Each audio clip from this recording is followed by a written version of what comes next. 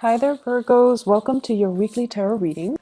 So, I feel like the major emphasis and focus for this week is all about your communication, being able to be very persuasive without being domineering.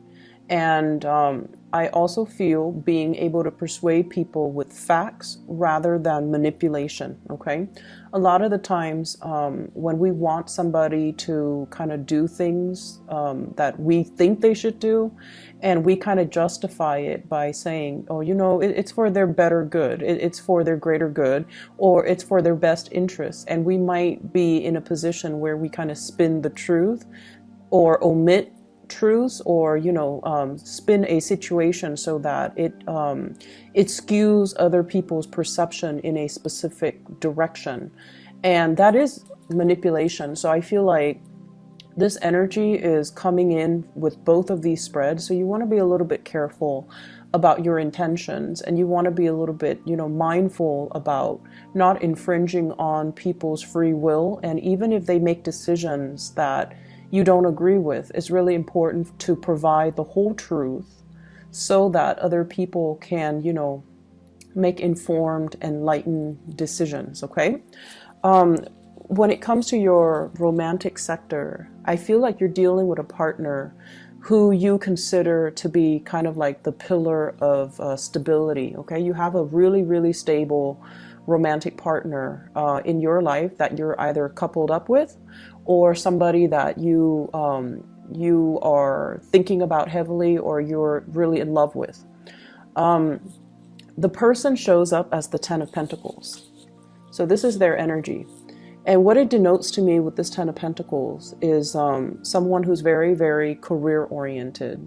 They're very family oriented as well. They keep in touch with their extended family members, grandparents, parents, nieces and nephews, aunts and uncles. So it's somebody that comes from a large family, and they take family roles and relationships very, very, very seriously. And in a way, I feel like they are very mindful of other people's faults, but they don't hold grudges against other people. And they have this enlightened belief that, we're all humans, we're all prone to be making mistakes. So I'm not going to hold it against the other person. So I feel like from this person, their energy is very open, they're very loyal and very dependable. And I feel like that sense of loyalty extends to family members. So if you're dealing with them, if it's a crush or if it's even a partner, you want to be very careful about not nitpicking, their family members, because I feel like this really fiercely loyal type of person who might not take well to criticisms about their family members. Granted, they might have flaws, but I feel like this person is very deeply protective, and they're very deeply loyal to their family unit. And I also feel like if you are dating this person, they're fiercely, fiercely loyal to you. I don't sense possessiveness. I don't sense control issues. But I do feel like this is a person that doesn't take relationships lightly. And they might not have dated around a lot. So I feel like somebody who's a late bloomer, somebody who, really believes in the institution of marriage, and they're a little bit more old school, a little bit more traditional, and I feel like they do want to embody the traditional gender roles or the traditional family value where one person's the breadwinner, the other person takes care of the kids. It might not be as old school and as archaic as that, but I feel like deeply they're very, very entrenched in the past, and they are very reliable, a really good provider, somebody that has property, somebody that even works in the financial industry, okay? I also feel if you are, well, this is your energy coming to the table. This is how your partner views you. You show up here as the King of Wands, and your energy is you take good care of yourself. You work out, you dress well, you're mindful about the way that you look. You have a public persona about you as well, where you might have to give presentations. You might have to, lead the way. You might be in charge of people. You might be a leader in your own right. And you're someone who it's like you're a major player in your industry, in your field of expertise. You have a lot of knowledge, and you're kind of like that career climber, where your position is very set and you're due for promotions next year and then the year after that. So you're very, very financially established, and they like the fact that, you know, you get things moving for yourself. You don't sit there and wait for opportunities. You're very proactive about getting out there. This is also feeling a lot of passion towards another person. This is somebody who's protective, who's caring, who's nurturing. They don't overstep their boundaries though. And in general, it indicates to me a lot of passion and chemistry that you are bringing to the table towards another person. If you are dealing with an earth sign, a Taurus, a Virgo, or a Capricorn, I feel like there might be communication issues coming into the picture, and your partner might be very slow to act. You know, with the nature of the Ten of Pentacles is that they're very, very methodical. They're very risk adverse. They don't like to take unnecessary risks. They don't like to deviate from their routine and their norms. And they don't really, they're not impulsive, not very spontaneous. And I feel like you're trying to get a lot of things moving, and this person is kind of dragging their feet. And as a result of it, I feel like there might be, you know, communication issues coming in through here with the Three of Swords, which is harsh words being exchanged, possibly a separation, or even thinking about like arguments between couples that can relate to, you know, the silent treatment, or like that can result in one person withdrawing because they're hurt. So be very, very mindful about how we communicate, because the King of Wands, it's someone who's very proactive, but they can be a little bit forceful, okay?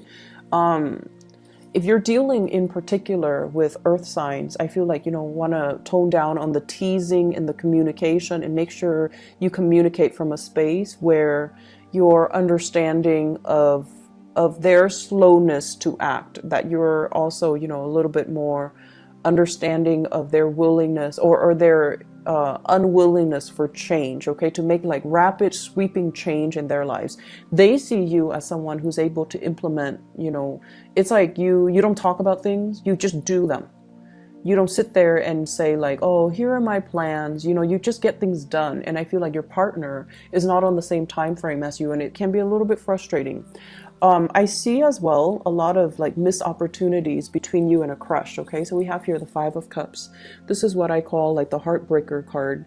It's somebody who can be seen as a little bit flirtatious. They are very, very friendly, but their attention is not exclusive to one person. Or at least they're not really aware of how other people perceive them. So I feel there's an element here about, you know, harsh words being exchanged, feeling that sense of regret, and feeling that sense of like, I shouldn't have said that, or, you know, he or she should not have said that to me. So it can create a little bit of an estrangement between two people. And we also have the Devil energy coming through here, which indicates, I feel like, for some of you who are not in well, you could be in a committed relationship, you're dealing with another person that might have entanglements elsewhere.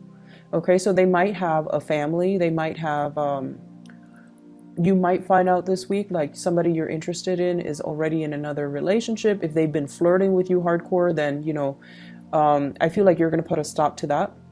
I don't see third party meddling, but I do feel like there's a presence of third parties, and it's indicated with the Ten of Pentacles, which is a family card, as well as the Devil, which indicates really strong attraction to another person, but it's not really seeing the light of day here with the Three of Swords, mainly because somebody is engaged, married, in another relationship, or, you know, coupled up with somebody else, or they have other arrangements that's disallowing you to come to them, or disallowing them to come forward to you, and for the two of you to come together and date.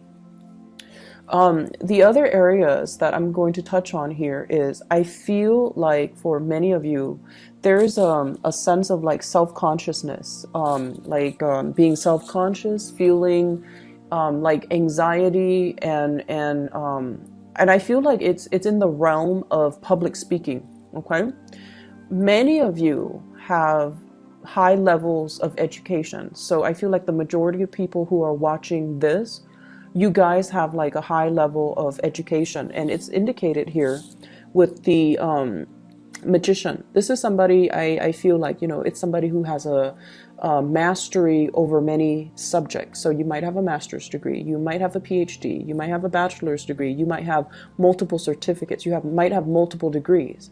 And I feel almost like you're trying to find ways in which to make use of all your skills, okay? And you're trying to, as well, I feel, reach out to a larger demographic.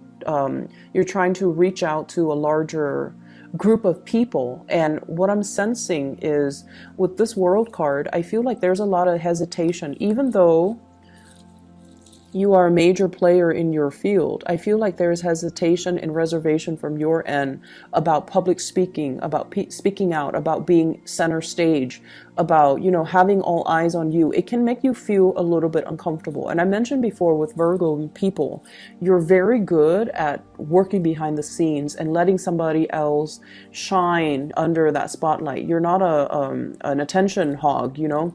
But I also feel like you're thrust into some type of a new work situation where your ability to speak, your ability, your ability to be very eloquent with your speech, to be very concise with your communication, and to be very articulate. Somewhat like if it's interpersonal relationship, you do just fine. But if it's in a large group setting, you know, the anxiety sets in and self-consciousness sets in, and you're not able to convey the messages to the best of your capabilities. And I feel like you might be beating yourself up over it. Rehearse, rehearse, rehearse. Okay, rehearse so that everything flows naturally, and so that you're not scrambling at the last minute. Just rehearse. It does wonders for you, okay? So I see that element coming through where there's like social anxiety, or even like public speaking, fear of public speaking and things like that. I feel for many of you, there are, it's like making decisions with another person, trying to decide, and I feel like it's heavily work focused, okay? I see a lot of work trips, a lot of travel and movement happening for you guys as well. And I feel some of you are finishing up something, like possibly publishing. You're trying to get people to publish it, or you are trying to attend like conferences where you have to, you know, talk about what you just published. And then I also feel people finishing up something, possibly finishing up with school. And then traveling to, you know, for job interviews, traveling to try to find financiers or funding for some type of project. It's going to be a very busy week, but I see this big element about you rubbing elbows with people that are also major players in their field, and they're going to be able to give you a lot of assistance, a lot of technical expertise, and it's going to really help you overcome a lot of these issues, okay? So I hope the reading is helpful for you guys, Virgos. Take care of yourself, and I'll be back next week, okay? Bye-bye.